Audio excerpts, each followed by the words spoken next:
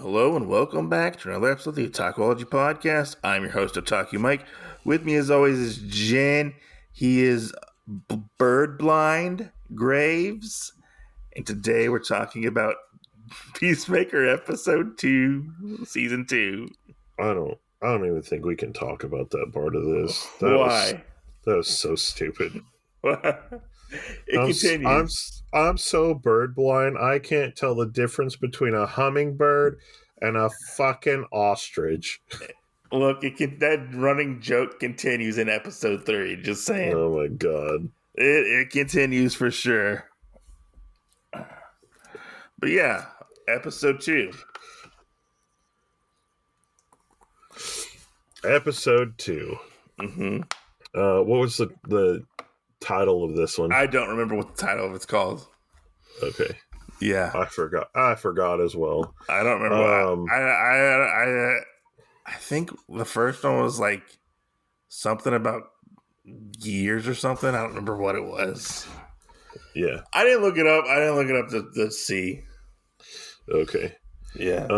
Yeah, this one was more about, or where we started at in it, was we kind of went back to the exact same spot we left off in the other one. So we had it where we have both Chris's, our universe is Chris and the other universe is Chris, and then how Peacemaker was trying to be like, okay, how do I hide this body? You forgot like a crucial moment in the beginning. What? The whole introduction of Rick Flag Sr. being the head of Argus, getting shown around by Economos, and he's basically asked for all the papers on what happened in Corto Maltese with his son Rick Flag Jr. Yeah. Did you forget that part?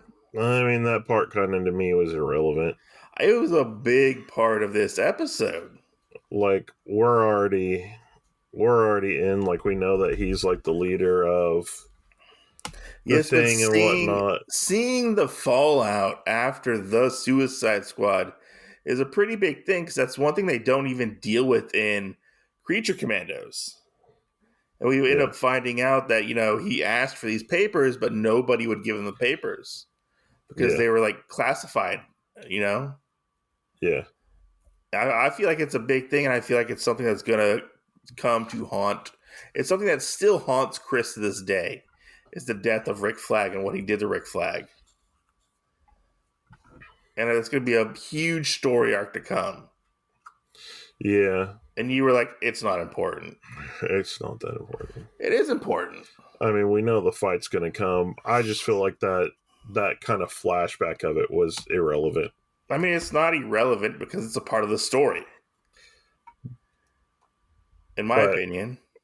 If you didn't have that part, would that have taken away from this episode at all? I feel like it would, because it adds layers to the characters. I mean, I don't think so, only because from the movie and everything we've seen up till now, it kind of already gave us all those details. Yeah, but to see it from Rick's perspective, I find to be very interesting. And how he basically handles it, to where he can't handle it, and he basically puts 24-hour surveillance on Peacemaker, and we end up finding out that Peacemaker is in the good graces of Argus because of what happened. Yeah. And, Rick goes and puts 24-hour surveillance because he wants to know when Peacemaker is going to fuck up. When Peacemaker fucks up, he's going to swoop in and take care of Peacemaker, basically. Yeah, we already knew that, though. Yeah, but I'm just saying, you left that part out of the recap. Okay. I feel like it's an important part. I don't know. Anyways, continue with your Rick Flag blindness. My Rick Flag blindness? Yes, your Rick Flag blindness. Junior or senior? Both. Because you're not giving them the credit that they deserve. They shouldn't have died too early. Rick was around for 2 movies. He and the died at the TV end. show. He died at the end of the Spoilers! second one. Spoilers! Rick comes back in the next episode. Is it a flashback? Yes and no. He's a zombie? I can't tell you. You have to watch it. See, look. So what watching it too early ruins for you. No, it doesn't ruin anything. But we got that, and we got where we have Economo watching him still, and then we have this new guy that's on the case. What's his name? Do you remember his name? Flurry. Flory? Flurry. Flurry? Okay. Yeah. Yeah, we have where he is now there as well, and they are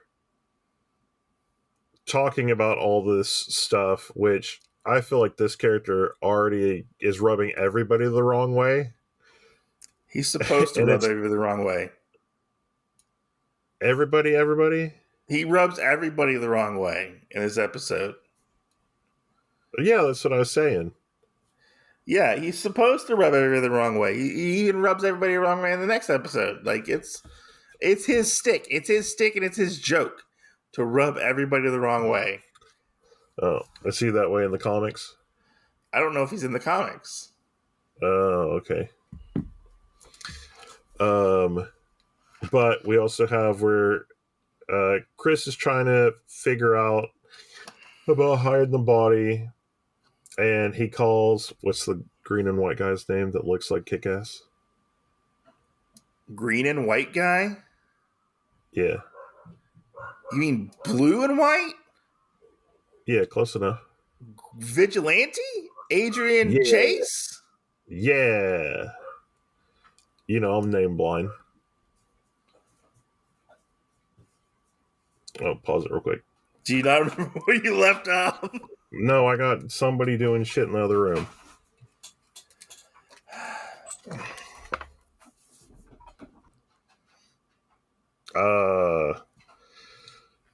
So we had where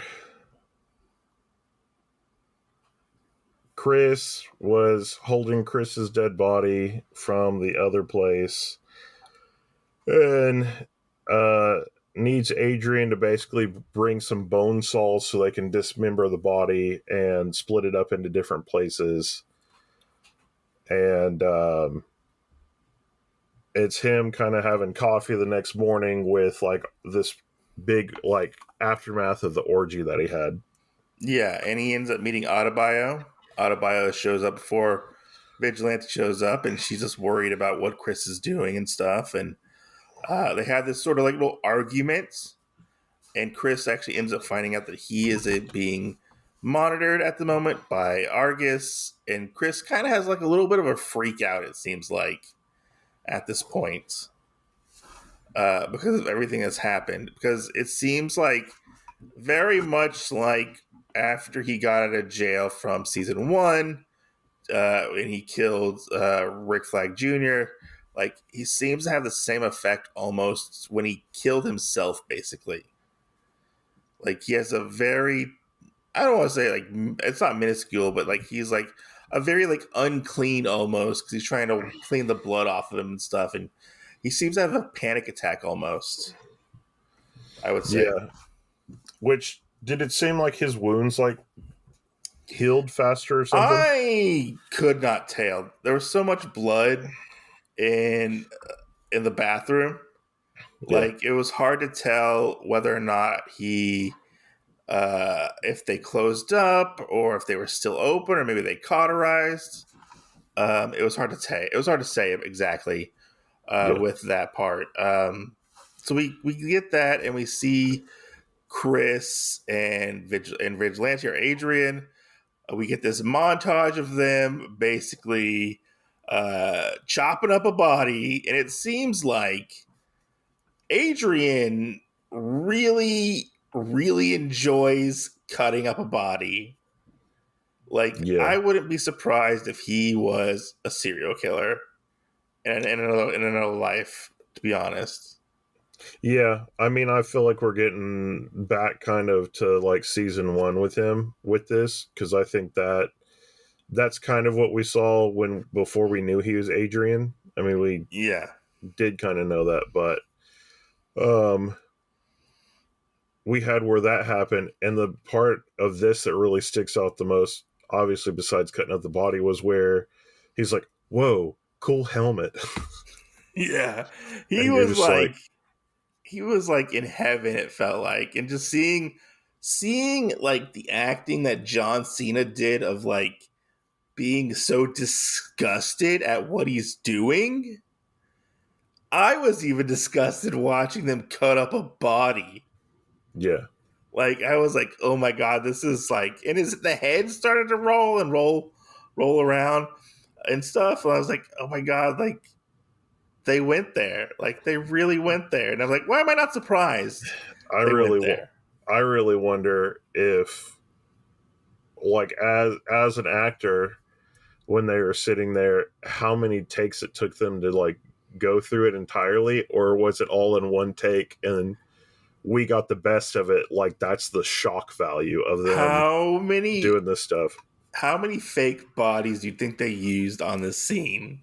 Oh my god, I hope they used the same one, but I could see them at least using two. But man, it could be a lot, Yeah, honestly. yeah, it could. And we transitioned from that to the weird scene with Economos and Flurry, where they meet up, and like he starts giving him like nicknames. He calls him like Ginger Cool, I think it was. Yeah, And, Ginger Cool. yeah, which that was before actually when we had dismemberment and stuff. And then we move on to we see hardcore in no we see Adebayo. Adebayo is going to her former house where her wife lived. I don't know if it's a new apartment or if it's something different, I think but it's the like same one. it's the same place. Okay, because I was really confused. And like they have this conversation and stuff, and like how her wife doesn't want her to be there, and how she kind of just seemed to throw their whole life away to basically become like a spy almost Yeah, in a sense. Like after everything that happened, maybe she went down a different career path after Peacemaker season one because she basically saved the world. yeah. And like it's really interesting. The part that hit me the most in this is when Adebayo goes to leave and she says I love you, and her wife doesn't say it back. No, I mean this whole one. I would almost say that their relationship is completely like gone. Yeah, it's gone. Yeah. Because like one of the other triggering parts of that was when she's sitting there and she goes, you have to announce and let me know when you come over, Yeah. and she said stuff like that, like almost like insinuating like why do you even have a key and stuff like that. Why And then, did she have a key? Like they were broken up. Like, well, as far as part of the dialogue went, they're just kind of taking a break from each other. So it's kind of Adebayo, I think they're just taking a break, and her wife is kind of like, nope, entirely, we're not, we're just done. yeah, we're just done because you gave up everything. We didn't go to Gotham. Like, I was stuck Yeah, here in this crappy apartment with this crappy dogs and I don't know if the dogs are crappy, like the crappy job. yeah, Um, Seems like she's like sort of probably squeaking by on one income. Maybe sells feet pics on the side. I don't know.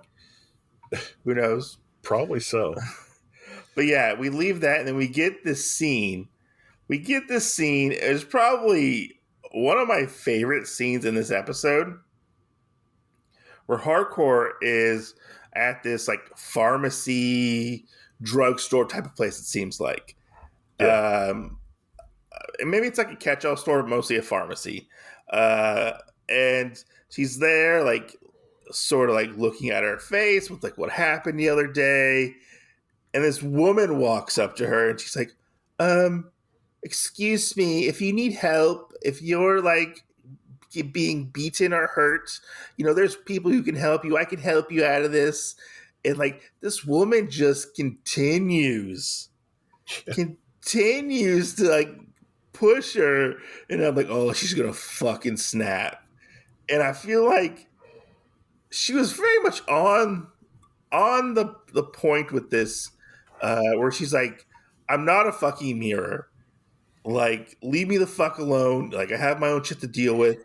Which I was kind of curious. Like, was the woman who was trying to give her help a battered woman at the current moment? Yeah, that wasn't really Like her whole demeanor felt told. like it. Yeah, my whole favorite part out of that was where the medicine guy behind the The counter. Muppets joke. Yeah, Oh yeah, that was funny. Chill out, Beaker. Yeah, and he's like, "Who's Beaker? Who's Yeah, Beaker?" and when he said that part, I was like, "Come on, bro, you're old enough to know who the fuck Beaker is." Well, they were like, "It's a fucking Muppet." Like, and he's like, "Do I Yeah, look like that? Do I look like the Muppet?" And he's like, "Yeah, I kind of look like the Muppet," yeah, which was hysterical. Like, and we see her pick up like some chips and I think some like French onion dip or something on clearance. Like, because we end up finding out that they're actually going to a party or like a yeah, get together, I guess you could say. yeah. They're having a one on the roof at her apartments. Yeah. And so we go from there to, I think, back to Chris's house, sort of like intercuts. And we see that Flurry gets a call from his higher ups, and they basically tell him after Economos leaves, you're going to go break into this place, to Chris's place, to find out what the anomaly exactly is. But don't tell anybody. You're gonna do it, and he kind of like lies to Economos.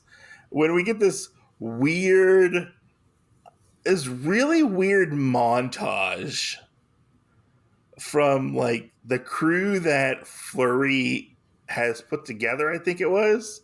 Yeah, this We're like, montage was weird as we're shit. like, I was like, are they purposely trying to make them like look as like lame as possible, but sort of cool?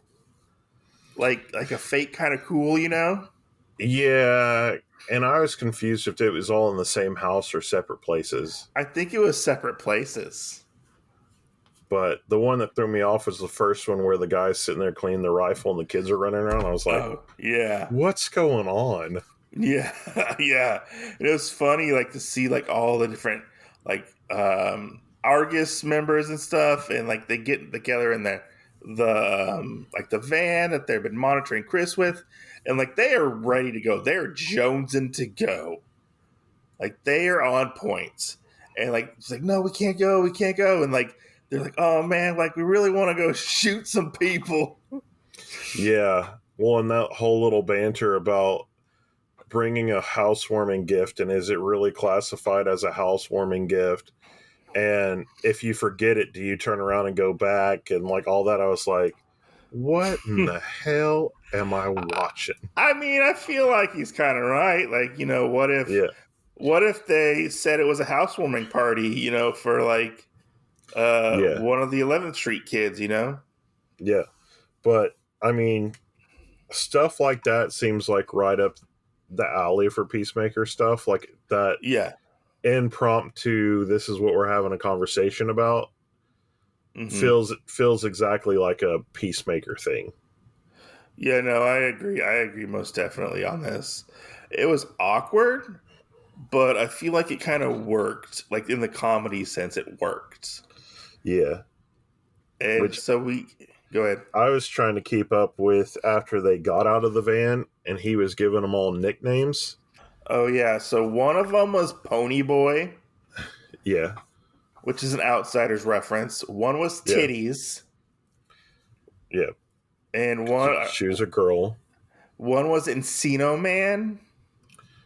Yeah, with the movie. I forget what the other one was. He was like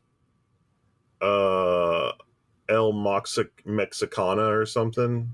And then like they changed one of their names to like Cupid Pony Cupid Boy. doll, which I didn't get Yeah. that reference. Well, I didn't know it. it changes something and it changed again. Yeah, I didn't know what the reference to Cupid doll was. Like that, Um, that kind of threw me off. if you wouldn't have said anything, I would have remembered what it was. Uh, Um, it's some kind of weird doll. I know. is it like a sex doll? Oh, I don't think so. I think Oh, it's kind of like an ugly doll, but it's like oh, because a lot of them I feel like he was throwing out like that were kind of old like toy references from the 90s yeah, with that guy. yeah. And Um, so this part is fucking insane. yeah, Like, and I wonder if this is the part that you were telling me about last time where Beakley was getting a little bit of a side story, or if this is yeah. going to lead up to it. Eagly. So, so this what happens next leads up is like the beginning of Eagly's side story. Okay. So it leads in. So like they end up getting the eagle hunter. I forget what his name is in the episode 3 Okay. because of what happened in this episode. Was what it goes on. Well, we have now learned after this whole scene that Eagly can handle his own self. He's a badass. He is Yes. like an utter badass. He like takes these guys out. Yeah, he Which does. which I know they're government agents and all, but like watching it, I was like, what if they killed Eagly, would they commit a crime of like killing a bald eagle? Because you can't kill a bald eagle. Oh, yeah, I didn't even think of that. You know, like are they gonna get like court martialed or something? Or I kept thinking if they had hit it at all, Chris coming after him and what would happen. yeah. But I mean, these guys, for being trained or whatever, they kind of sucked. True. And I would, That's I would, true. I would say if we jump to the end real quick, where Uh-huh. Chris is back home and he kind of pats for Eagly. At that point, I thought Eagly was going to have a wound or something, and we see him and like jumping back to this fight. Mm-hmm. Eagly goes the whole time and is unscathed. Yeah, I mean, it's crazy. that's for sure. But they get systematically taken out one by one Yes, because and it's crazy because he almost goes back to where he knows like he's stunned somebody enough that he can leave and go after somebody else and then come back to him. yeah, and he like rips one of their eyeballs out. I think he goes for like the jugular or neck area at one point, and like cuts one of them open. Like, and he like it's crazy because like you said, he like goes and like dive bombs a lot, like Flurry, like knocks him out, Yes, and yes, they are all worse for wear, and like I think they, if I remember correctly, they all go to the hospital. yes, And because they weren't prepared for an eagle, they were prepared for a duck. yeah, He's like, yeah, "Excuse me, my bird blindness." yeah. That was crazy. It was stupid. It was stupid but fun.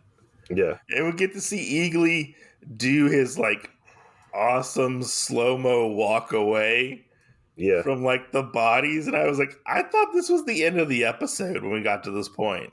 I didn't think that because I had to pause it like right before that. So I knew we still had some time left, but I thought he was going to get into the door and like we were going to get one of those scenes where like he like clawed it shut, like grabbed the door and just slammed it.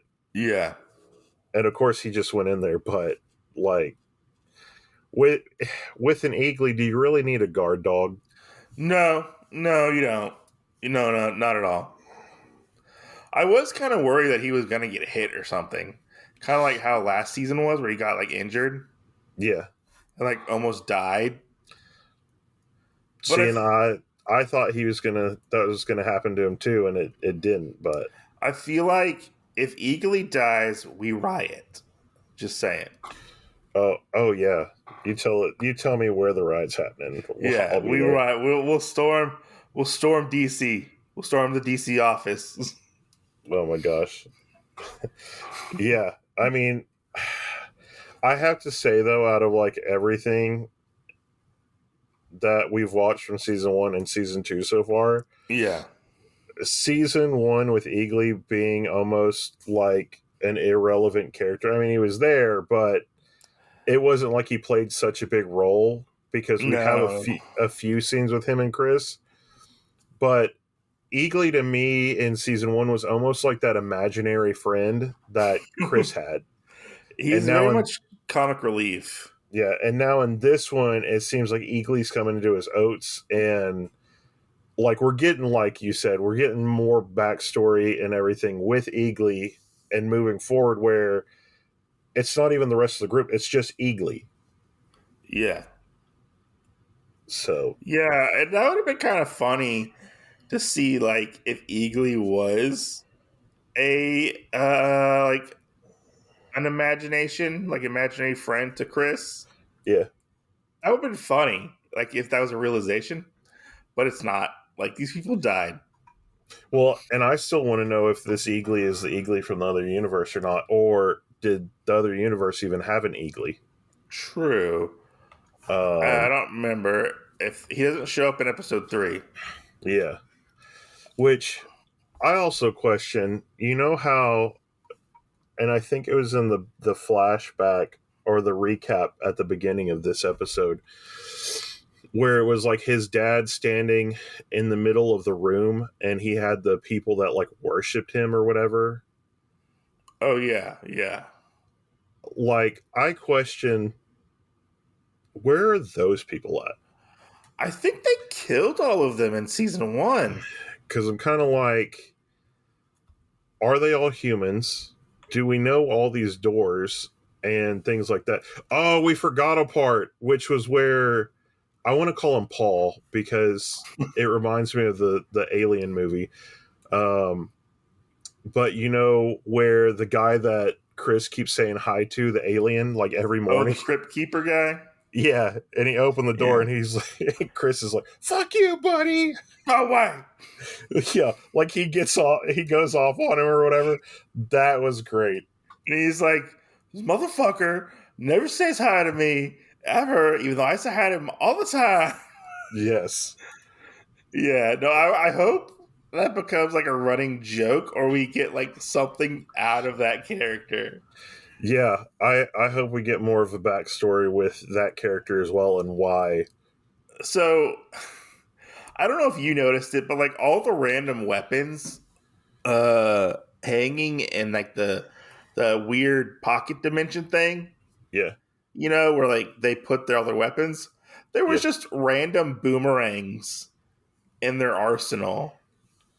And I yeah. was like, where did they get the boomerangs and where are they gonna use them? Oh my gosh, you think we'll have like a? This will be like the DC's challenge to like other universes or the multiverses of this being like maybe where a Captain Boomerang comes back. Well, he didn't die at Suicide Squad.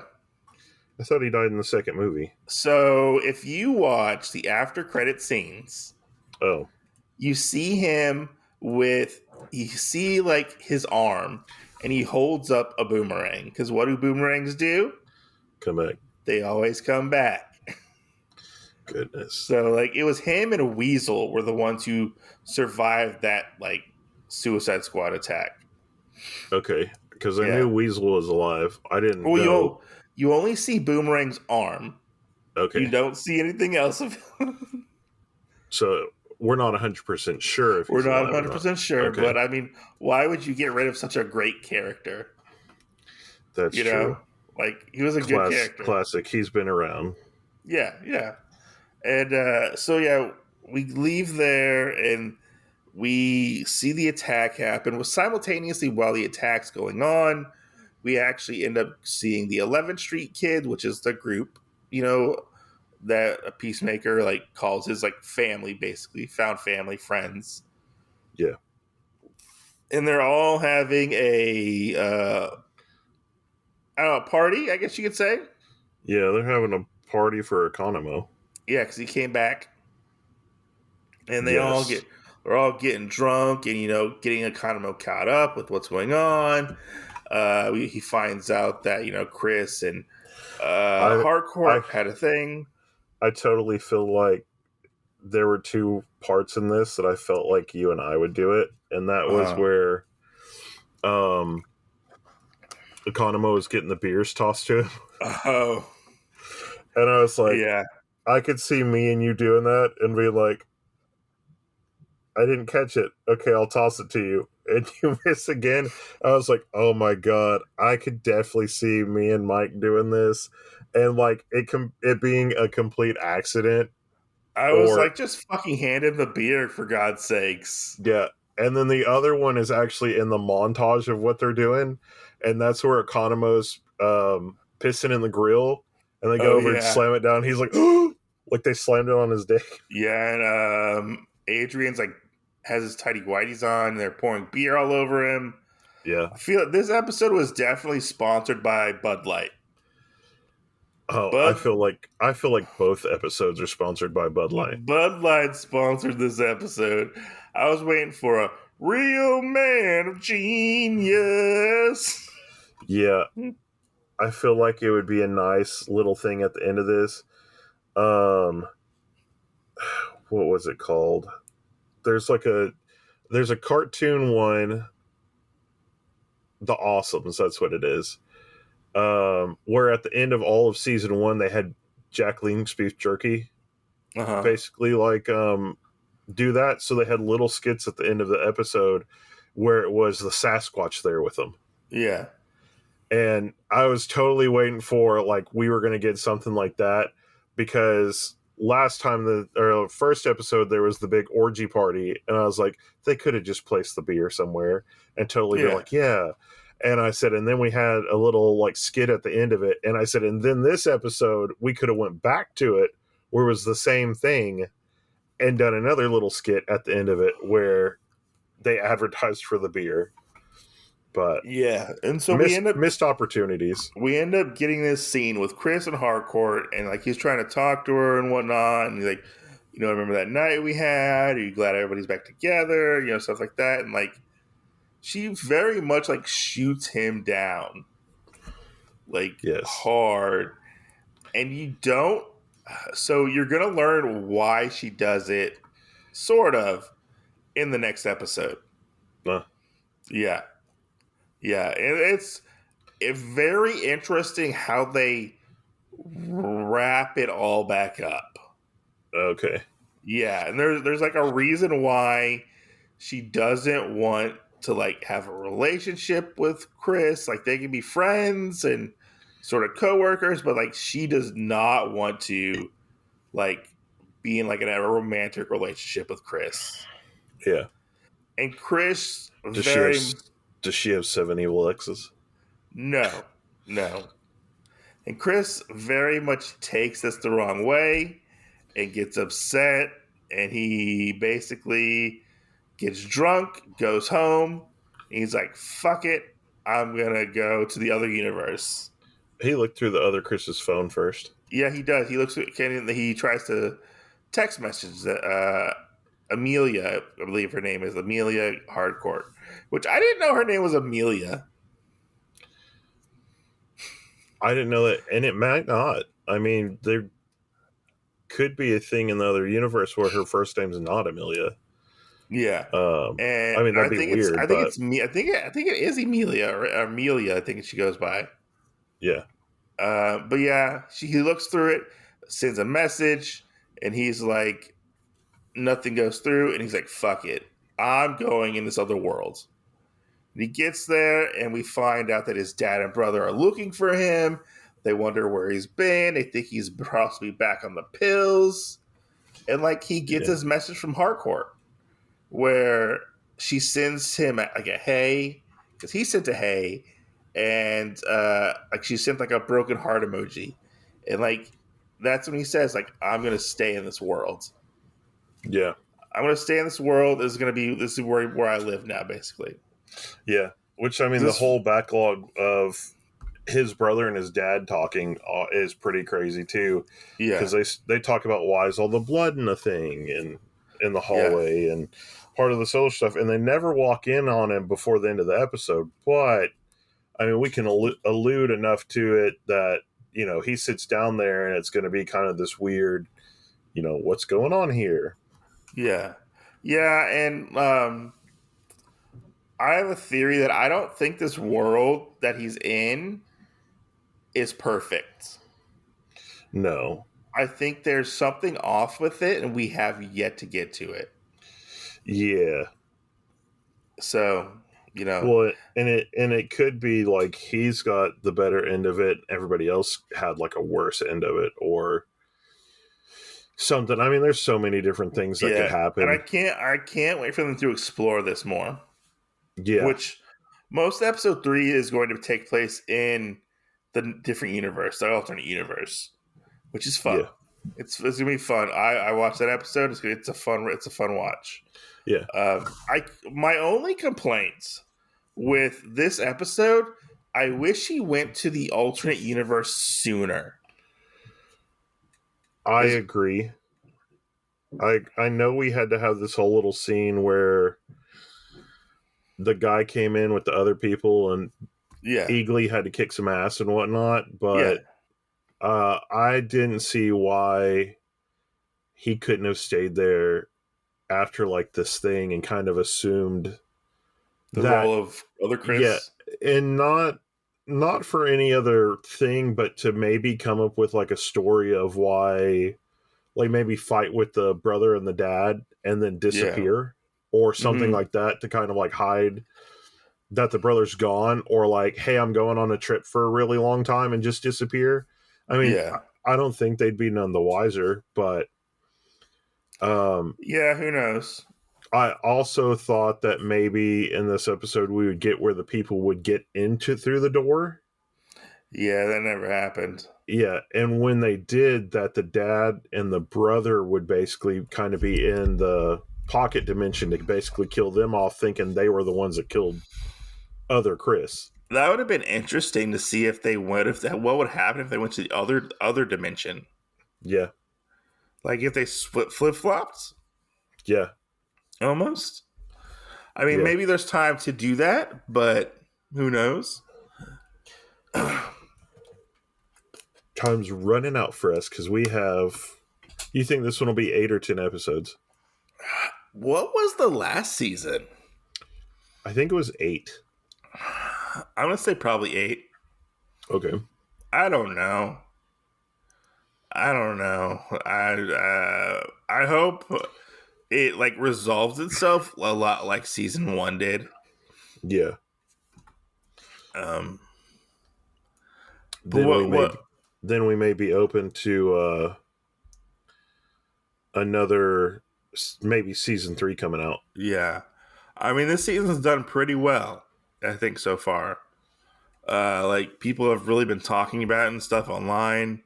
It's getting a lot of traction and stuff. So we'll have to wait and see Yeah. exactly. But what exactly did you think of this episode? I'm still kind of going hard on this train. I don't know if it was as good as the last one, but I'd say this is a like a 4.5. I think it dovetails pretty spectacularly from the last one into this one. Yeah. I did enjoy it quite a bit. I'm just really really looking forward to seeing what's in that new universe and what's going to happen. Yeah. So I really If your prediction is going to be head on for it, like what's bad about the other one? I think so. I don't know if it's for sure, but I really think that they're probably in the Charleston universe, which is Peacemaker's original universe before he came over to DC. Hmm. Yeah, that's my guess, kind of, Yeah. but I'm not 100% sure to be exact because we don't see any other of the Charleston heroes. Like we don't see Captain Atom, we don't see the Question, we don't see Blue Beetle. Uh, Judo Master does come back, so we'd get Judo Master again. Yeah. Oh my um, gosh. but yeah, that's what I really want to see is like what's going to happen and how it's going to affect Chris moving forward. Yeah. You know, that's like probably the biggest thing I want to see. And like, what are they going to do to try to get him back? Are they all going to be in this universe? You know, That's true. How or the much tie are we gonna have in all this stuff? yeah, yeah. Which I mean, I'm chomping at the bit to like watch more of this. Like, I wish it wasn't week to week almost. Like, Yeah. it does such a good job of hooking you in to like the series and what's going on, and you know, and like it definitely brings a lot of heart. I feel like, Yeah. and it No, very I'm very happy with the two shows that we're watching right now because I do feel like these two, with this and King of the Hill, are kind of in our yeah, wheelhouse. Like this is probably where you and I are like best suited for on reviewing stuff.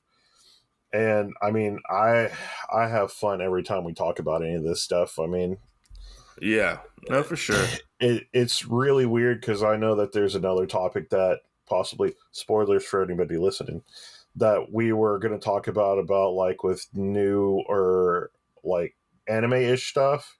And yeah, I mean, this just shows you that a lot more of the old classic stuff or remade classic stuff is just kind of more superior than a lot of like the newer stuff. uh, maybe. I mean, I think King of the Hill is kind of its own thing, to be Yeah, honest. yeah, But yeah, I mean, because I mean, I think we were going to talk about like what's superior, like Western versus Eastern animation or something like that. I think it was, yeah, and just I mean, it's always going to be divisive in a sense on which one's better or which one's worse. You know, um, where I feel like this particular series does really, really well is in its stakes. In its stakes to not be afraid to do things with the characters. You yeah, know, to have characters with layers, you know, they're not necessarily like generic, oh, I'm so and so going to save so and so, you know. yeah. Like You there's can't so many layers. you can't replace him like Bullseye and or shit. What is the guy's name? Will Smith's character, Oh, Deadshot. Deadshot and Bloodsport. Yeah, I mean, Bloodsport was this completely different character. Yeah, To but you know they felt really close. I actually like Bloodsport more than Deadshot. I do too, In the unless we in got the a different one. in the Suicide Squad movies, Yeah, I've never read Bloodsport in the comics, so I have no idea if he's really that good. this is true. But I do like Deadshot in the comics, which is weird. Like, I mean, I like Deadshot. I liked Will Smith's portrayal of Deadshot was pretty sort of on point, almost. Yeah, Which we'll have to cover the Suicide Squad movies eventually, I guess. Um, yeah, but yeah, because I mean, we rewatched Suicide Squad when you were over here and whatnot and yeah, stuff. But yeah, I mean, there's just so many layers to this, which is something that like is very beneficial. I feel yeah. like there wasn't a lot of action in this episode, like at all. The only big action thing was Eagly. Like You we think didn't get. you think Eagly's gonna start stealing the show from everybody as like the action scene guy? I wouldn't be surprised. That would be really crazy. Like, oh yeah, no, you don't have to worry about it.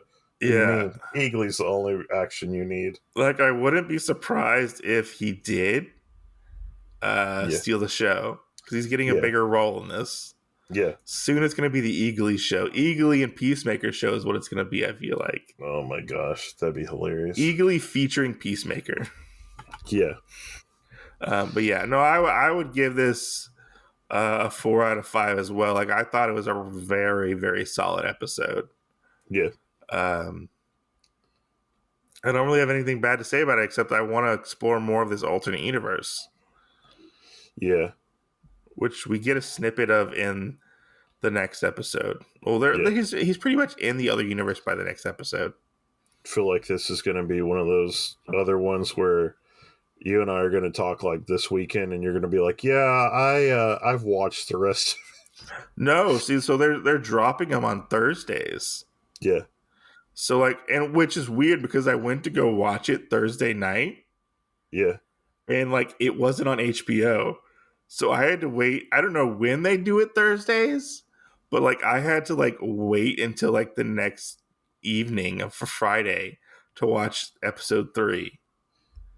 Well, it's crazy. Yeah, I don't know if they like do it like late Thursdays. I don't know Yeah. because it usually Hmm. says like, "Oh, coming Thursdays." It's out, but like it wasn't out. But I mean, Yeah, I don't mind the wait because I feel like it makes things better and honestly easier to consume than yeah, like binging everything. yeah. It, Makes I sense. I honestly feel that way. Like I'm anticipating like what's coming next. Yeah. I've been staying off the internet. That's for sure. And that's kind of crazy too because I haven't seen anything for either one of them in my feeds or anything when we've talked about them or any of that. So it's kind of weird, that you and I are covering them and that nobody else is really talking about them too much. Well, Uh, I kind of dive through like the comics part of yeah, YouTube and stuff, yeah. so I probably have a bigger chance of seeing it than you do.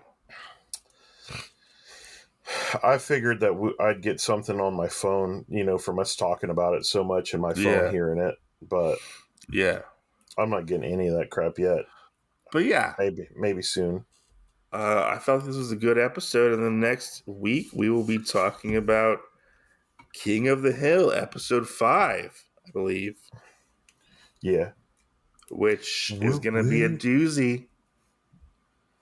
I know I you know. haven't. Spoilers. I know you haven't watched it yet, but it's going to be a doozy. Yeah. But yeah, where can they find you, Jen? You can find me at Bard's Tavern on Instagram for D&D and board game content. You can find me at Manga Restart for uh, Manga manga, content. and comics content like that. The Japanese comics. What? And then you can find me for all the other cool bullshit You that me and Mike should. talk about You on should throw Otakuology. everybody a curveball and just review like European comics. Listen, I was reading Junji Ito yesterday, and my niece and her friend and somebody else were all like, "You know what Junji Ito is?" And they're like, "I have like 2 of the books." I said, "I have almost everything he's had that's come out," and they were just like, "What?" Yeah, What? I mean, it was crazy. It was like having my own little personal like fan club only because of Junji Ito. But yeah, you could find me at the Otaku Mike, where I talk about everything comic books. And we'll catch you guys on the next episode. Also, are the things for voting done yet? Don't they have one more No, week? that's done October 11th. So if you Mike will tell you the link because I can't remember the name, but he'll tell you It's after I'm the done. CBC Awards. Yeah, if you guys will go on there and vote for Mike, let's try and get him, and as close to spot 1 as we can get, or spot 1. That would be fucking fantastic. Well, there's only a spot 1. I thought they had like a 1, 2, 3. Yeah, but you don't see like you only see the winner. Oh, You don't see okay. like who you didn't. Nobody gets second place. You're just runner up. Nobody gets runner up. Jesus. It's you either win or you lose. Well, then let's get Mike to win, okay? You guys heard it here first. But anyway, we'll see you next Tuesday. Peace out.